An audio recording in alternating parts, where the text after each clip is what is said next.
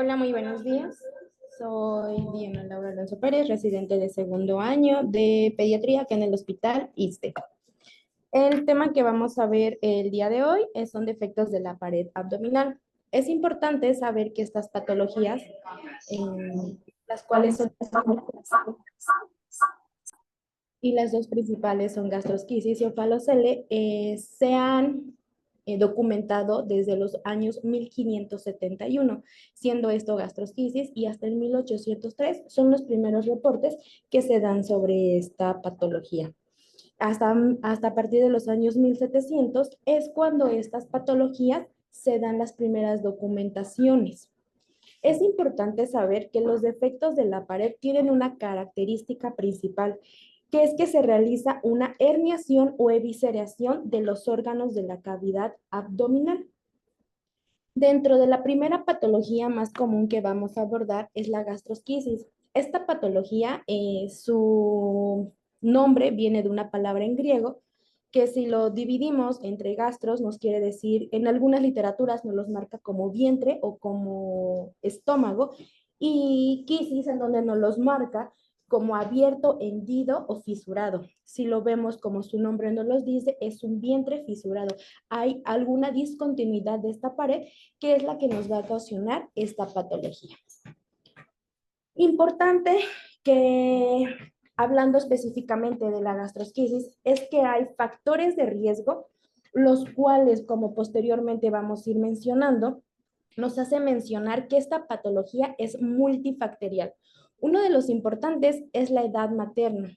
Se dice que toda mujer menor a 20 años y principalmente adolescente son propensas a que los recién nacidos lleguen a presentar esta patología. Igualmente, cuando es el primer embarazo de la mamá. Otra cosa importante es que se ha documentado que si eres de raza blanca, hispanos e incluso de bajo su nivel socioeconómico, es un factor de riesgo para presentar esta patología. Además, dentro de al tener este bajo nivel socioeconómico, pues también tenemos una baja escolaridad y por consiguiente, en muchas ocasiones en este tipo de patología, los periodos intergenésicos llegan a ser cortos y por consiguiente, todos estos tres factores juntos van a aumentar este riesgo. Algo importante que nos mencionan es que hay ciertas drogas en donde nos va a aumentar. Como vimos en las clases iniciales de esta patología, de esta sección de neonatos, el hecho de que presentemos toma de tabaco, alcohol y cocaína durante el periodo embrionario nos va a ocasionar ciertas patologías y en estos se va a exacerbar el riesgo. Además, mamás que consumen marihuana, anfetaminas, e incluso hay estudios en donde documenta que tomar aspirina e ibuprofeno durante el embarazo va a ser un factor de riesgo. Si nos damos cuenta, interviene el nivel sociocultural, pero también tenemos que tener ciertos factores ambientales. Hay literaturas en donde nos menciona que también la desnutrición, principalmente un bajo consumo de antioxidantes omega 3, nos hace tener este factor de riesgo. Aquí algo importante, esta exposición a hidrocarburos aromáticos, como principalmente personas que están en fábricas donde se trabaja con alquitrán y asfalto, nos mencionan que pueden presentar este riesgo.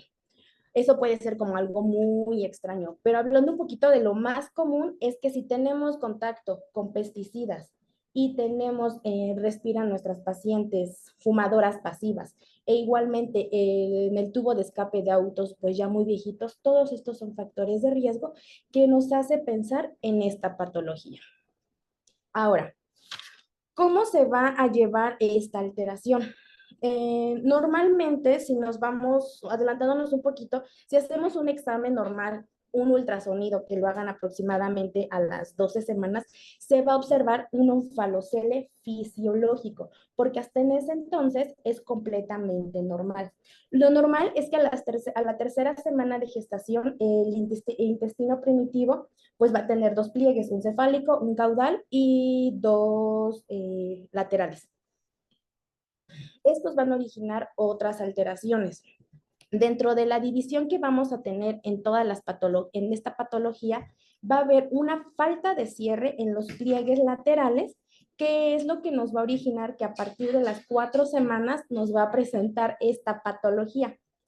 Además, es como lo normal que va a pasar. Pero ahora, todo esto conlleva a que existan ciertos puntos en esta embriología normal, lo que nos hace pensar las características de esta patología. Existen muchísimas.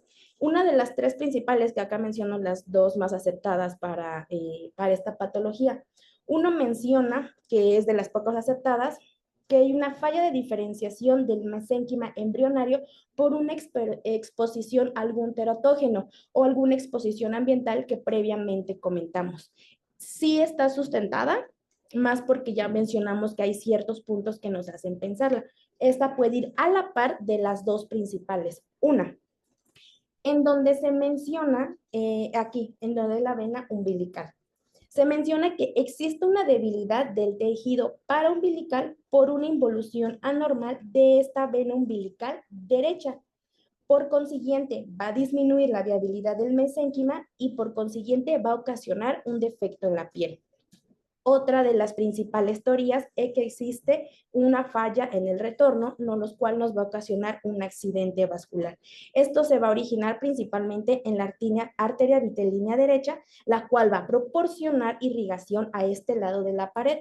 Por consiguiente, al haber una disminución en la irrigación, nos va a ocasionar un infarto, una necrosis y lo que es usualmente en la pared de la base del ombligo. Entonces, recapitulando todo esto, Tenemos clase, pero es por Zoom y así ya que me vean que estoy ahí. Oye, pensé. eh, hablando un poquito de pues, recapitulando esto que habíamos mencionado, entonces podemos decir que la gastrosquisis va a afectar a todas las capas de la pared. Va a ser esta malformación congénita que va a ser caracterizada por una herniación del lado derecho, por un cordón umbilical intacto y que no va a estar cubierto. Es importante tener esta diferencia. Además, aquí existen diferentes clasificaciones. Una de las principales lo menciona como una gastrosquisis simple y compleja. La simple nos menciona que es un intestino en buen estado y la compleja es un intestino que va a tener una complicación a este nivel. Normalmente el intestino en estos casos se llega a ver dilatado, perforado, con un nivel de atresia, estenosis, válvula, isquemia o incluso necrosis, siendo la forma trésica de un 40% muy común y la forma necrótica en un 25%. Entonces, podemos diferenciarlo en simple y en compleja, porque esto también nos hace guiarnos un poquito en el siguiente tratamiento que vamos a ver.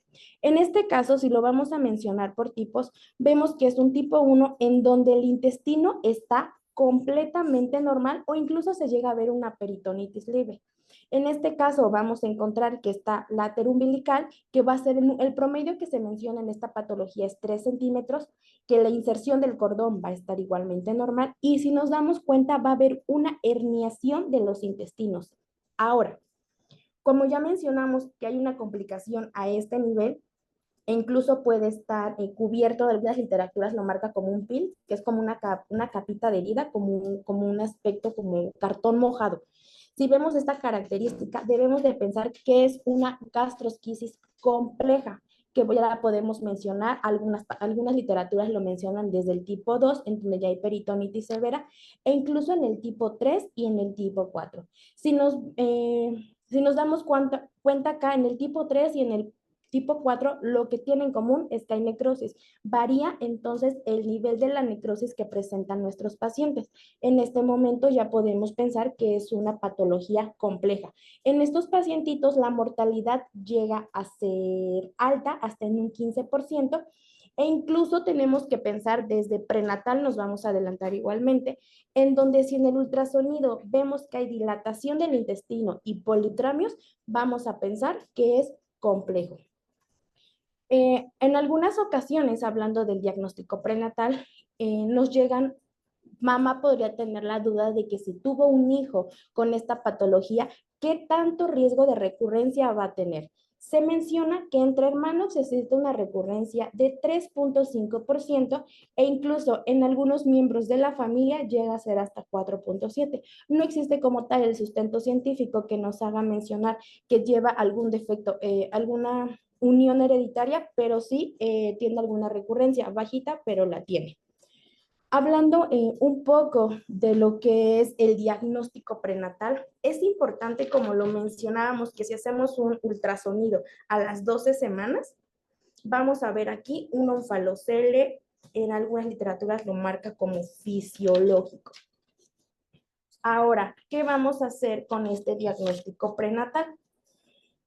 Lo ideal es que se empiece a hacer entre la semana 12 y la 15, luego de que nuestro intestino ya ha regresado a la cavidad abdominal. Si vemos antes de las 12, es completamente normal. Después de las 12, ya me hace sospechar en este diagnóstico. El uso del ultrasonido tiene una alta especificidad, hasta el 95%, pero una baja sensibilidad debido al tipo de aparato que utilicen, al experto que sea quien lo esté realizando.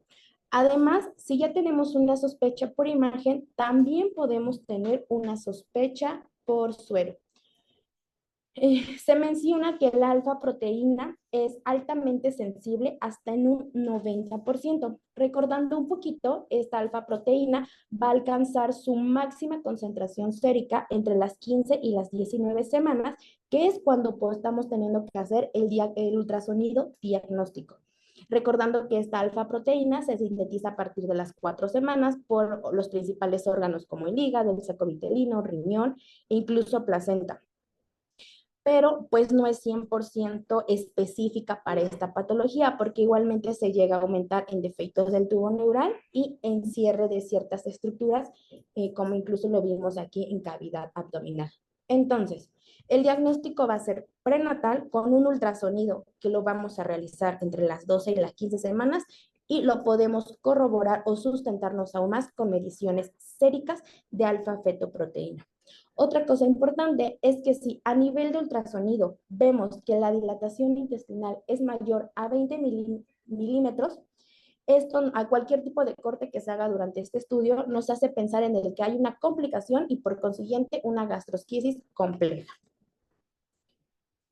Hablando de las características que tiene esta patología, si nos damos cuenta, va a ser del lado derecho, lo podemos evidenciar aquí en esta imagen, se ve perfectamente desde el lado derecho. El saco o alguna capita va a estar completamente ausente. Principalmente lo que va a estar herniado son los intestinos y en muy pocas ocasiones puede estar algún otro órgano. Además, el principal factor o la prematurez se asocia más a esta patología. Dentro de estos pequeñitos, pues igualmente se puede presentar algún problema gastrointestinal como atresia y además un 25% de estos pequeñitos presenta criptorquidia. ¿Qué vamos a hacer ahora que ya sabemos que nuestro paciente viene con alguna alteración?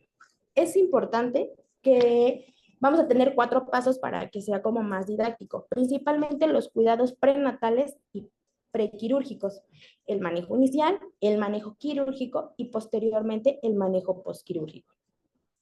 Algo importante que tenemos que tener es que el manejo debe de ser integral, se debe planear antes del nacimiento para ir previniendo e incluso tener un plan de una posible intervención quirúrgica. ¿Qué vamos a hacer? En cuanto si mamá me dice va a ser parto, va a ser cesárea, pues lo ideal, no hay ninguna indicación que nos amerite que tengamos que adelantar el parto. Se debe de hacer entre las 36 y 38 semanas por vía vaginal o cesárea electiva según las condiciones que tenga nuestra paciente. No nos produce ningún aumento o disminución de algún factor protector. Ahora, hay que recordar que esta patología sí es una emergencia quirúrgica. Teniendo este cuadrito en donde nos marca si es una gastrosquisis simple, tenemos que ver si se reduce o no se reduce. Y principalmente, pues, darle reducción primaria, tratamiento quirúrgico o poner un silo y posteriormente ir haciendo cierres paulatinos. En caso de que tenga alguna complicación de las ya que mencionamos, debemos de individualizar este plan según las condiciones clínicas que tenga nuestro paciente. El manejo inicial que le tenemos que dar a nuestro paciente, tenemos que tener 4 objetivos principales. Lo principal es evitar, vamos a evitar la evaporación, la pérdida de líquidos, la hipotermia y secundario a cuidar estos factores, vamos a evitar una infección. Hablando un poquito de evitar la evaporación, así como la pérdida de líquidos, en cuanto a cubrir los órganos expuestos, inicialmente, si no tenemos el contexto de que este niño viene así, lo principalmente que podemos hacer es cubrirlo con unas gasitas empapadas con solución tibia con un vendaje estéril, el cual debe ser tibio húmedo, e incluso en esos casos iniciar con un silo. Como vamos a ver posteriormente, pues hay algunos que ya son comerciales o incluso lo podemos realizar nosotros según las condiciones que tengamos en nuestro hospital. Dentro de la pérdida de líquidos, tenemos que ver que estos pacientitos vamos a... Perdón, Diana, te interrumpo un momento. Antes de seguir avanzando, dijiste al inicio, antes de tu diapositiva anterior, que en pacientes que tienen 36 a 38 semanas de gestación, se recomienda que se interrumpa el embarazo. Realmente no hay ninguna indicación extraordinaria para que se haga la interrupción en este periodo, más allá de lo que amerita un paciente, una cesárea o el trabajo de parto. Lo que sí es que, obviamente, si hay pacientes que sabemos que esta población tiene mayor riesgo de restricción de crecimiento intrauterino, ahí se tiene que interrumpir el embarazo si es que la misma restricción está generando algún compromiso al bebé. Pero no hay ninguna situación específica de los pacientes que tienen gastrosquisis. Entonces, más allá de la única indicación que yo creo que vale la pena decir, bueno, tiene 38.4 semanas, es un bebé maduro, está bien, no hay compromiso, pero estamos ahorita todos en el turno de la mañana o en la tarde, está el ginecólogo, el neonatólogo, el cirujano, el de inhaloterapia, las enfermeras quirúrgicas, todo el equipo está listo para poder darle la mejor atención y organizarnos. Creo que sí sería una adecuada justificación, más en este país, ¿no? Pero creo que interrumpir un embarazo de 36 semanas incrementa mucho el riesgo de una taquipnea transitoria y es algo innecesario, ¿no? Es algo que quería agregar. Y en la siguiente diapositiva, antes de que continúes, dale a la siguiente, por favor. A la otra. Voy. ¿Está? Ajá, ahí dices, bueno, ya, ¿qué vamos a hacer? Ya nació el bebé, pero ¿qué van a hacer? Ya nació el bebé, ¿qué vas a hacer con el bebé? Nace el bebé, te lo dan, ¿y qué haces?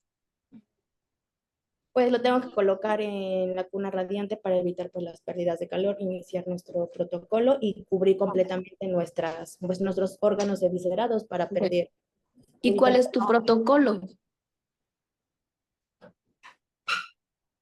colocar la Porque bolsa. es nuestro Sí, protocolo, pues sí, pero ¿cuál es?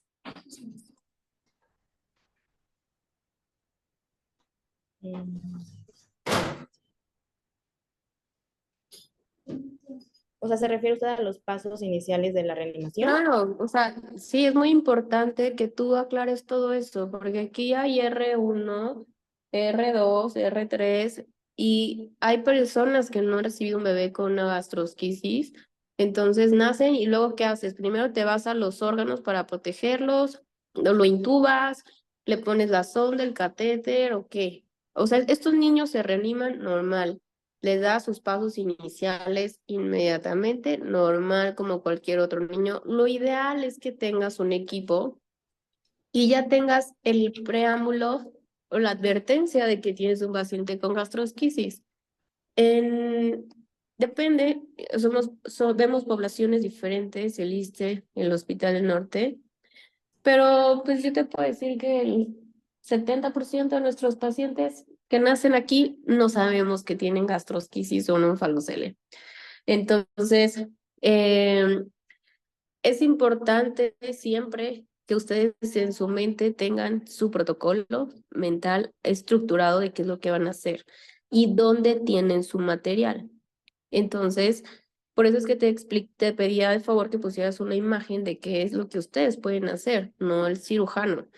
Entonces, nace este bebé, le dan sus pasos iniciales y de manera inmediata, pues ustedes tienen que pedir algo para poder aislar y conservar también ese líquido de esas asas y protegerlas. ¿Y qué es lo que vas a usar? Pues utilizamos solución salina. O sea, eh, usas una solución salina y le haces con la solución, con el líquido. o sea, la solución salina, por lo que leí, debe estar no fría, no caliente, sino una temperatura tibia, la cual vamos a meter las vamos a humedecer y las vamos a colocar sobre la herniación de estos órganos. Y posteriormente podemos ocupar o hacer la colocación de un silo artesanal, que igualmente puede Ok. ser una bolsita de la propia solución que hayamos ocupado. Bueno, ahora en la vida, en el actuar día a día, ahora imagina tú que tienes una solución de 1 litro y tienes unos intestinos desparramados, como los enseñaste en los tipos de gastrosquisis. ¿Cómo vas a echar o colocar esos intestinos en esa bolsa de líquido? Por gravedad, el agua se te va a salir, ¿no crees?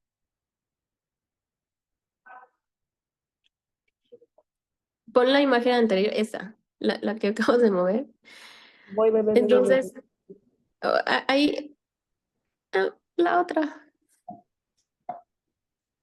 esa. Tienes en la imagen 1 los intestinos afuera y esa está pequeña y aparte está perforado ese niño. Ya lo que tiene el médico en la mano es materia fecal, es meconio. Entonces está perforado. Es una gastrosquisis complicada. Si ustedes se fijan, algo muy importante que está en esa imagen es que tiene ese médico guantes de nitrilo, no son de látex. Todo lo que van a tocar que no tiene piel, deben de tocarlo con guantes que sean libres de látex y que estén estériles. Hay guantes de nitrilo estériles, entonces tienen ustedes que saber dónde tienen ustedes ese material en su área de tococirugía, aunque no es un tema ahorita del que vamos a hablar, pero los onfaloceles igual se tienen que manipular con guantes de nitrilo. ¿Por qué? Porque puede haber alteraciones en cuanto a la vasculatura y la fricción que realicemos. Pero cuando operan agarran los intestinos con látex. Desconozco, doctores, así no lo leí. Pues tanta la manipulación y tantas exposiciones que estos pacientes que tienen mielos, onfaloceles, gastrosquisis, etcétera, que son manipulados tantos con látex que tarde o temprano incrementan muchísimo el riesgo de alergia y se vuelven pacientes potenciales alérgicos al látex de forma muy grave. Entonces hay que tener cuidado de no manipular esto con látex. Es un primer punto muy importante que se ve en esa imagen. Luego, volvemos al mismo punto. Dices, tienes una solución y ahí lo pongo. Si te fijas en la imagen B, tienes cómo vas a meter en agua, no se puede. Entonces, lo que tienen que hacer es, cuando ya están vestidos, piden que les abran la bolsa de solución fisiológica, que esté tibia, la ponen en una bandejita estéril, sacan el agua y esa bolsa que ustedes tienen de la solución, que es como de silicón, obviamente porque hay incluso soluciones que vienen en botes, entonces debe ser una solución que venga en una bolsa como de silicón. Y es lo que vas a introducir vacía. En lo que tú estás introduciendo las asas, es importante que las estés irrigando con solución fisiológica, tibia. Pero incluso puedes estarlas irrigando de la parte superior con solución fisiológica, pero no es muy lógico con una bolsa con solución ahí meter las asas porque por gravedad se te van a caer. O sea, la bolsa que tienes en la imagen B está inversa. la parte que está distal al paciente está sellada. Entonces, si tú le pones agua, pues se te va a salir todo. Ujú. Entonces, importante tener ustedes todo su panorama, siempre estar listos para ustedes atender desde el niño más sano hasta el peor, el panorama más grave y complejo, y ustedes saber bien dónde tienen su material y ya saber dónde, ya tengo guantes de nitrilo que están estériles, ya sé que tengo solución fisiológica, das tu indicación, todos con calma, vamos a pedir esta bolsa, calienten un poquito el agua. Y mientras proteges tus asas intestinales, incluso con un campo estéril, con agua, no seco, con agua, para que no se lastimen tus asas. Ya posterior que tú ya tengas todo listo, ya las vas preparando en lo que llega al cirujano. Eso es un modo improvisado que pasa en un gran porcentaje en nuestro país, que no debería de pasar, pero sí es la realidad. Y posteriormente, si tú tienes un panorama controlado, bueno, qué mejor. Ya tienes al neonatólogo, al cirujano, al anestesiólogo, a todo el mundo. Luego estos niños nacen, los podemos canalizar de forma periférica, los sedamos, los intubamos, les ponemos su sonda y pasan directo a que lo opere el cirujano porque estás en la sala quirúrgica. Y luego se abordan. Pero, pues bueno, como son improvisados, no siempre está el cirujano.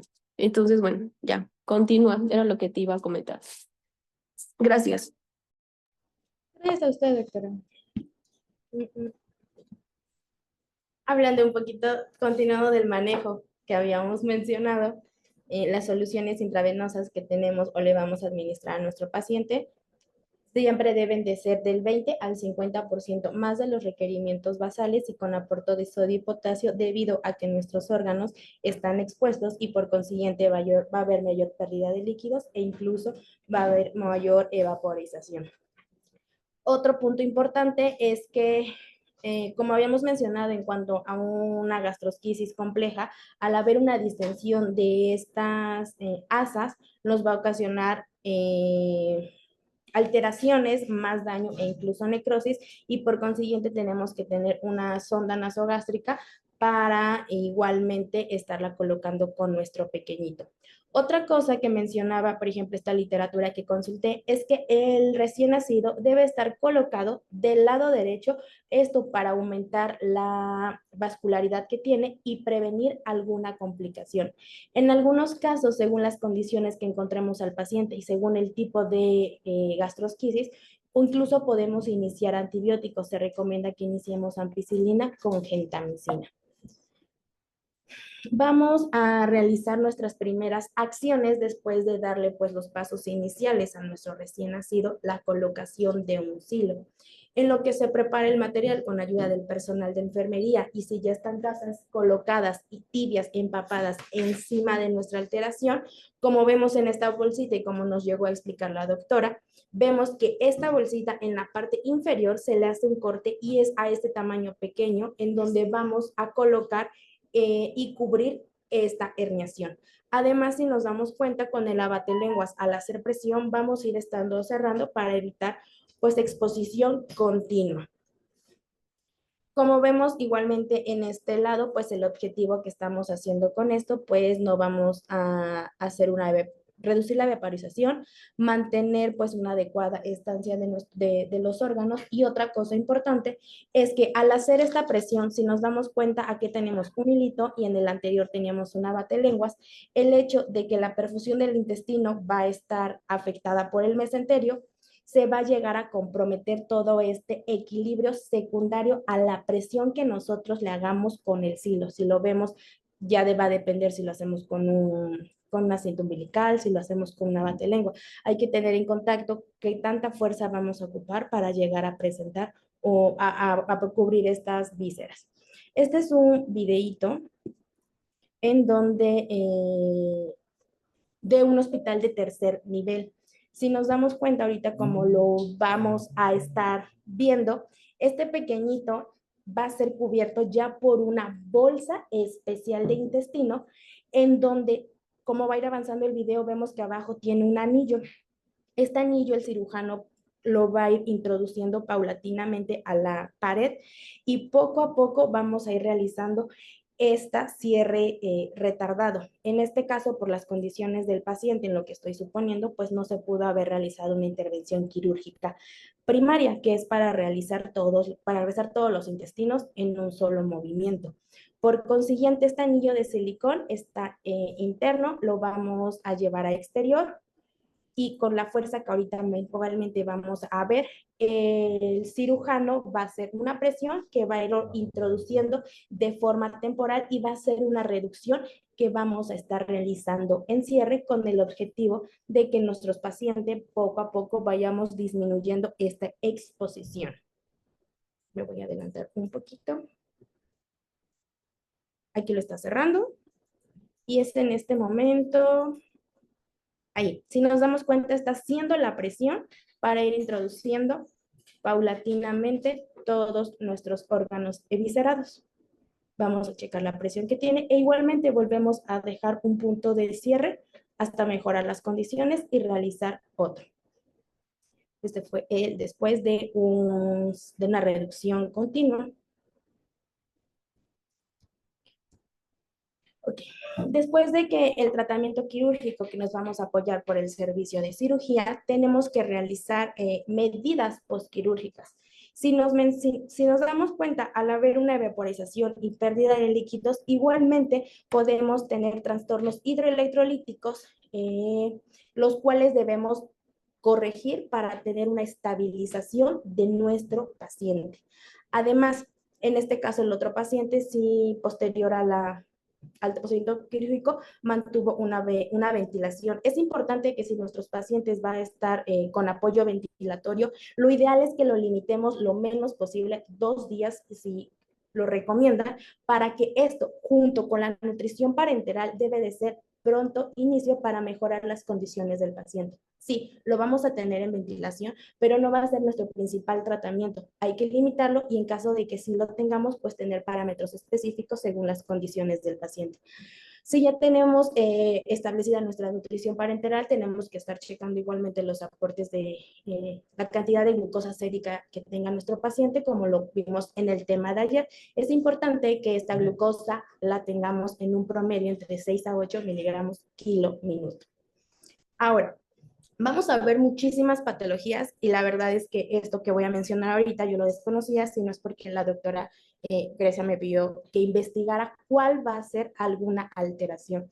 Si nos damos cuenta, nuestros pacientes van a estar sometidos pues a reducciones seriadas, va a ser un cierre retardado, por consiguiente va a estar bajo anestesia, va a tener alta van a maniobrar dentro de nuestro pequeñito, va a tener estancias, hospitalizaciones prolongadas, lo cual a lo largo va a tener secuelas en el desarrollo de nuestro pequeño. Los principales que se mencionan son problemas de memoria, de comportamiento, dificultad igualmente para el aprendizaje y problemas para el lenguaje. Si nos damos cuenta, pueden ser problemas muy pequeños, pero si no tenemos este antecedente, lo podemos pasar desapercibido y posteriormente puede presentar igualmente otras alteraciones. Continuando con nuestra segunda patología más frecuente, que es el onfalocele. Es importante tener en cuenta que esta patología, adelantándonos un poquito, está cubierta por una membrana. Si recordamos, en la principal diferenciación que teníamos con la patología previa, la anterior no estaba cubierta. Esta sí se encuentra por 3 capas, peritoneo, gelatina de Wharton y amnios. Hablando un poquito de cómo se va a originar todo esto. Esta es como lo patológico, pero hablando un poquito de la embriología, si recordamos, al final de la tercera semana tenemos un disco germinal en donde vamos a tener ectodermo, mesodermo y endodermo. Todas estas 3 capitas lo que nos va a ocasionar es que se va a formar como un cilindro, el cual va a tener 4 pliegues. Recordando, de estas capitas se forma un cilindro, una bolita, nos va a originar 4 pliegues, un cefálico, un caudal y 2 laterales. Entonces, si nos damos cuenta de estos 3, vamos a pasar a 4. En nuestro primer pliegue, que es el cefálico, esto nos va a originar anatómicamente lo que es diafragma y pericárdico. Nuestro pliegue lateral nos va a originar lo que es intestino medio y las paredes laterales del abdomen, y nuestro disco caudal pues nos va a originar recto y vejiga. Normalmente estos 4 pliegues convergen y se funden en la base del cordón umbilical, pero en esta patología va a haber un fracaso, ya sea en el desarrollo, en la migración o en la fusión de estos pliegues. Por consiguiente, lo que se va a ver afectado con estos pequeñitos son los pliegues laterales. Igualmente, si nos damos cuenta, va a haber una alteración en cuanto a los grados o que va a presentar para que se llegue a originar esta alteración. Si nos damos cuenta, es una patología que se llega a presentar en etapas muy tempranas de la gestación, entre la 6ª y la 10ª semana. Normalmente, al estar en estas semanas de la gestación, al ser un estado precoz de la embriogénesis y al haber alteración en los pliegues, los 4 pliegues previamente mencionados, esto nos hace pensar que nuestros pequeñitos van a tener malformaciones asociadas, principalmente por las semanas de gestación. Como lo vimos, pues muy común que estos pacientes pues tengan una malrotación intestinal, ya que el intestino no puede retornar completamente a la cavidad y vamos a tener alteraciones. Entonces, es importante que tengamos esto en cuenta. Si nos damos cuenta, la otra patología que tenemos es por alteraciones en cuanto a nivel de vena o de arteria, algo que a nivel vascular nos está afectando. Y en esta patología, alguno de los pliegues está alterado para que lleguemos a observar alguna alteración. A diferencia de la patología previamente tratada, en estos factores de riesgo, la edad de la madre no está completamente sustentada, pero sí nos menciona que llega a ser más frecuente en mujeres menor a 20 años e incluso en mujeres mayor a 35 años. Es muy frecuente que se presente tanto en el síndrome de Patau, en Edwards e incluso en síndrome de Down. El tamaño sí nos va a afectar y ahorita es un poquito lo que vamos a ver a continuación. Ahora, ¿cómo vamos a clasificar a estos pacientes? Hay que tener en cuenta que algunas clasificaciones sí los marcan como pequeño o grande e incluso mediano. Esto no nos va a dar como tal un porcentaje de mortalidad, solo nos va a ayudar a tener un adecuado tratamiento. Se menciona que en una clasificación pequeña, que es menor a 4 centímetros, se observa como una hernia. El mediano va a ser algunas patologías, algunas literaturas no lo mencionan, incluso el grande lo menciona mayor a 4 centímetros, en donde se va a ver observado el intestino y el hígado.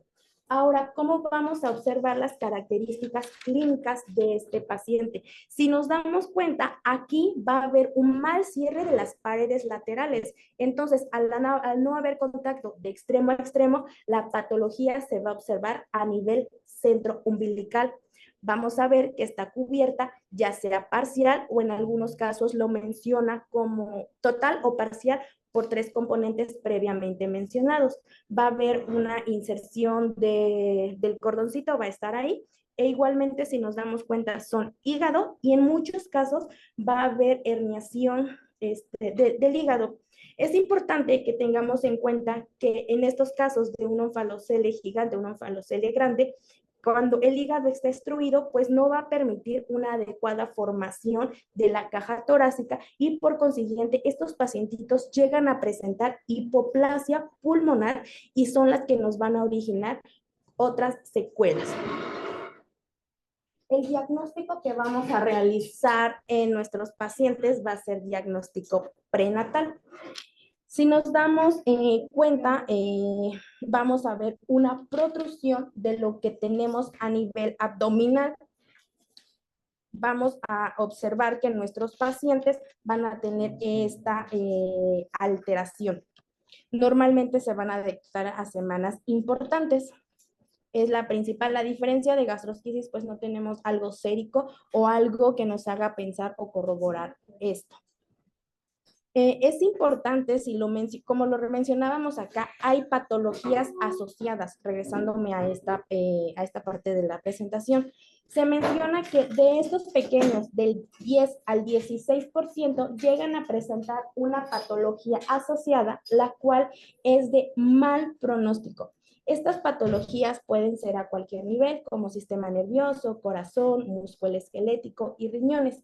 Y una de las principales, que es a nivel gastrointestinal, que es aproximadamente el 10%, es una atresia.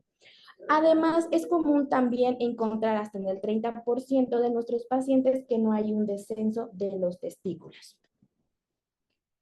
¿Cómo vamos a ver que se encuentran estas alteraciones? Para empezar, va a ser central. Si recordamos, nos volvemos a la embriogénesis, va a haber una alteración en el cierre lateral. Posteriormente, el saquito o alguna cubierta va a estar presente. Va a tener estos intestinos, se pueden ver congestivos, edematosos, acartonados e incluso se pueden ver completamente normales. En caso de que veamos alguna alteración, ya sea macroscópica, que sea evidente, o microscópica, esto nos va a mencionar que hay una disminución en la capacidad de absorción e incluso de contrabilidad, y hay que pensar en alguna malformación en estos pequeñitos. A diferencia de la gastrosquisis, pues si nos damos cuenta únicamente eran malformaciones intestinales como atresia. Acá nos mencionan que incluso podemos tener malformaciones cardíacas y es muy común hasta en el 30% de nuestros pacientitos que se llegue a presentar en una trisomía. Como lo mencionamos, cardíacas, genitourinarias, gastrointestinales e incluso musculoesqueléticas. Esto es importante porque si recordando un poquito y adelantándonos en cuanto a la embriogénesis, sí, hay un cierre de las paredes laterales, pero igualmente hay una alteración en lo que es la pared cefálica y la pared caudal. Si también tenemos, aparte de una alteración a nivel lateral más cefálico, nos llegamos a presentar una patología que vamos a ver próximamente posterior, que es la pentalogía de Cantrell.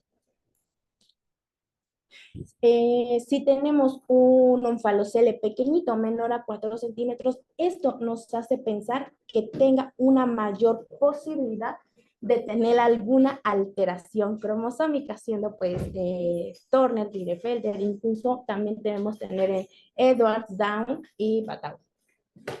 ¿Qué vamos a hacer con estos pequeñitos? Es importante que tenemos que tener una planeación antes de. Se menciona que debe de ser en un hospital de preferencia tercer nivel, segundo o tercer nivel, que cuente con una unidad de cuidados intensivos para que esté en las mejores condiciones nuestro paciente. Lo ideal, o tampoco hay alguna literatura que nos mencione si es preferible parto o cesárea, únicamente nos menciona que hay que preferir cesárea cuando tengamos un onfalocele gigante o cuando exista un riesgo de traumatismo durante el parto a tener una ruptura de hígado, porque es la principal víscera que se va a llegar expuesta. Medidas que vamos a hacer. Vamos a realizar pues nuestra reanimación neonatal con los pasos que conocemos por el PALS, y algo diferente es que aquí esto no es una urgencia, está cubierto, está protegido ante la pérdida de calor y la pérdida de líquidos, pero sí tenemos que hacer una descompresión gástrica, tenemos que mantener una adecuada temperatura, líquidos intravenosos y nuestro paciente en una cuna radiante. Según el estado de nuestro paciente, según igualmente los pasos que le hayamos dado durante la reanimación inicial, podemos iniciar el antibiótico, ya sea con ampicilina, la combinación entre ampicilina y gentamicina. ¿Qué vamos a hacer con nuestros pacientes? Solamente recuerda que los pasos son del reneo, no del PALS. Perdóneme, doctora, del reneo. Es que tengo clases de PALS también. ¿Qué vamos a hacer en cuanto a nuestro manejo quirúrgico? Es importante, igualmente, como lo mencionamos, aquí, si nos damos cuenta, ya se ve la discontinuidad de este saquito que está protegido. Por consiguiente, lo que vamos a realizar es una cubierta o una colocación de estos de estos parches. Normalmente se menciona que pueden ser a niños a término, que no tengan alguna anomalía y que las condiciones hemodinámicas se encuentren completamente estables. En este caso de nuestro paciente, se retiró el saco y se van a poner mallitas. Estas mallitas nos van a ayudar a que se haga un adecuado cierre. Este fue un caso muy rápido, nuevamente nos pone el anterior y el posterior, en donde si nos damos cuenta va a ser la protección para que cirugía esté completamente dando un tratamiento quirúrgico. Este otro caso es un pequeñito de 38 semanas, pues adecuado peso, donde vamos a ver que sí está cubierto, como previamente lo habíamos mencionado, y si nos damos cuenta, igualmente hígado, que es la principal órgano eviscerado, va a estar cubierto por una bolsita. En la imagen 4 vamos a ver que el primer cierre que se va a realizar va a ser a los 5 días. Se quita primero el saco, la cubierta de las 3 capas y posteriormente vamos a ir realizando un cierre progresivo. Esta es su primer cierre. En la figura 6 y 7, si nos damos cuenta, ya va a ser incluso a los 11 días y por consiguiente el seguimiento que se llevó de este paciente es a los 4 años. Si nos damos cuenta, en esta patología el pronóstico va a depender si tiene o no una patología asociada a las que ya mencionamos. En caso de que no tenga una patología asociada, el pronóstico llega a ser muy bueno sin llegar a presentar alguna otra alteración o alta mortalidad. La mortalidad en estos pequeñitos las marca muy bajas si si no tiene malformación asociada en un 5% y si tiene alguna malformación asociada, si la menciona hasta en un 10-15%. Y antes de que continúes, algo también que va a importar para el pronóstico, aunque lo mencionaste hace mucho tiempo adelante, sí es muy importante el tamaño. No es lo mismo un onfalocele gigante a un onfalocele de 3-4 centímetros. O un onfalocele gigante te puede abarcar hasta el diafragma. Entonces, esos onfaloceles gigantes tienen muy mal pronóstico, son muy difíciles no se pueden cerrar, no puedes introducir ese contenido porque te va a generar mucha presión intratorácica y hacen crisis de HAPE estos niños. Vamos a dejar hasta aquí su clase. Si mañana se conectan en punto a las 12, creo que en unos 10 minutos puedes terminar el resto de tu clase porque todavía falta. Si no se conectan a tiempo o no inician la clase a tiempo, por la razón que sea, se van a seguir atrasando. Nos quedan solamente en el programa 2 clases más y hay 2 clases más pendientes que quedaron. Entonces, si se apuran, podemos ir metiendo estas clases. El 31 terminamos las clases de neonatología. Terminamos con tamiz, ¿no, Miri? Sí. Entonces, vamos a ver si esa clase la podemos dar en media hora, pero para que se vayan preparando, voy a hablar con la doctora Hernández para hacer equipos y vamos a hacer un concurso por Kahoot interinstitucional, Hospital del Norte del Iste, y vamos a hacer un concurso y obviamente va a haber premios. Así para que ya vayan estudiando, tienen ya para fin de mes su examen de neonatología, los temas que se dieron o no se dieron, se da por terminado el módulo, ¿ok? Entonces, hasta aquí dejamos la clase. Si se conectan a tiempo, mañana terminamos de ver tu clase. Entendido, Gracias. doctor. Bonito día. Bye.